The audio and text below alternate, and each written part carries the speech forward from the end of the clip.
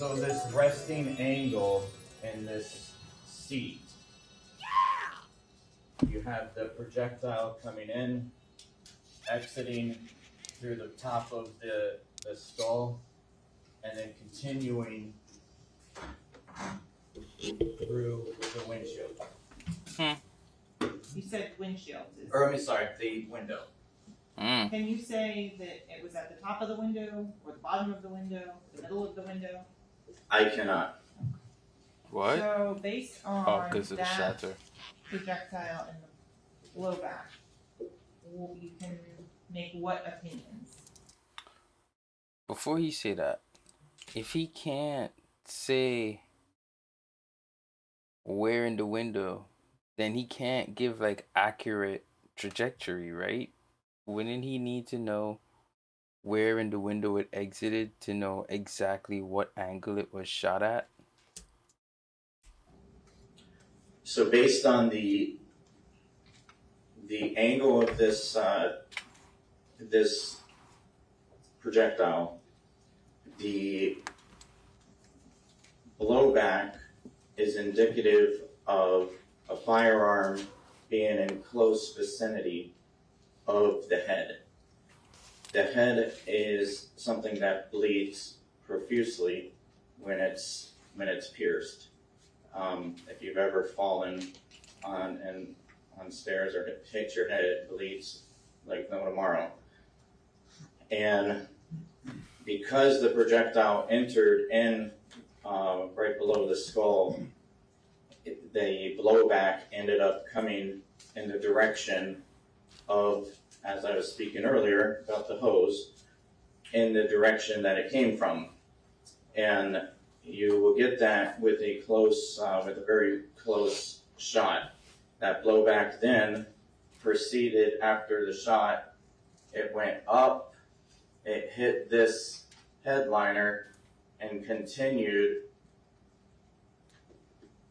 and falling into the back seat. And so I want to go to some of the other photos. There's a yellow jacket that's found in the very back of the vehicle. Is it important to know whose DNA and blood was found on that? Yeah. What yellow jacket? Let me come back to that, the other photos, so we'll come back to that in a moment. Okay, so in terms of the location of the firearm that fired the shot,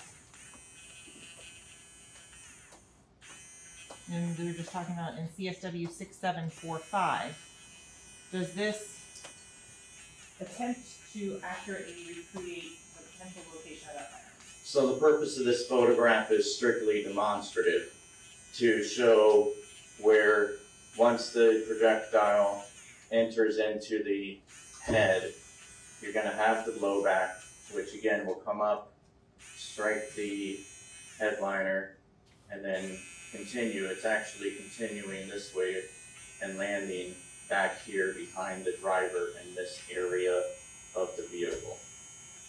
In terms of the driver and the t-shirt that he was wearing, do you take into account the location of the victim's DNA on his shirt?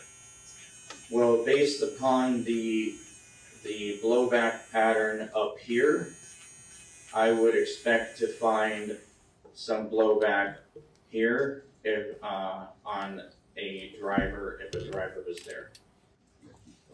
Okay, Sergeant, you can answer that question. Why don't you restate your question?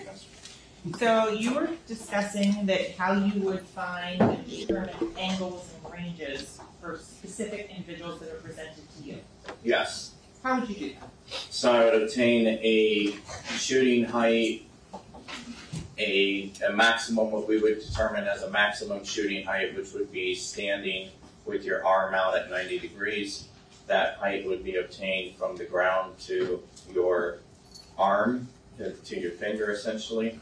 And then a minimum shooting height, which would be squatting with the same arm out and measurement from here to your finger. And then that would give me a minimum and a maximum range of fire. Once I have a minimum and maximum range of fire, that gets added into more trig to determine a minimum and maximum distance of that particular shooter. So with regards to this incident, were you there on scene? No, Do you know who fired the shots? no. In terms of the shots to the outside of the vehicle, are you aware the individual was already dead when those were fired? They were already dead, yes. Objection, Your Honor. How does that play into your reconstruction? There, How can well, he confirm that though? Like, how it can comes he into confirm play because specifically with Christopher Thomas, because Christopher Thomas was already deceased when these rounds were coming into the back of the vehicle, because Christopher Thomas was what we would call crumbling. He was starting to fall, if you will. And on top of that, I know that What? he was already deceased because the back of his back, essentially, the rounds that are in his back, have no blood in them, which means that there's no circulation. So the rounds are coming in. Christopher Thomas is crumbling with each round. He's falling with each round, and that's the answer. Oh, like his body is So, in moving terms forward, of- I we'll guess. get to He's the falling, shooting literally, part because he in doesn't have any the life to stay outside up. At this point. When you were looking at the side of the car on the angles of entry and the side-to-side angles that I'm talking about, why is that important in your analysis? I'm going to go back to 4809 to describe those angles. So these angles are important because it is part of my assignment, which is to determine if this is a drive-by shooting. And my determination was that this is not a drive-by shooting, and it's based upon this picture here, which is a very good picture to describe it. All of these rounds are done, and all but one is done at a stationary position. He almost said Shooter's at a almost stationary stationary. position when all but one of these rounds are going in.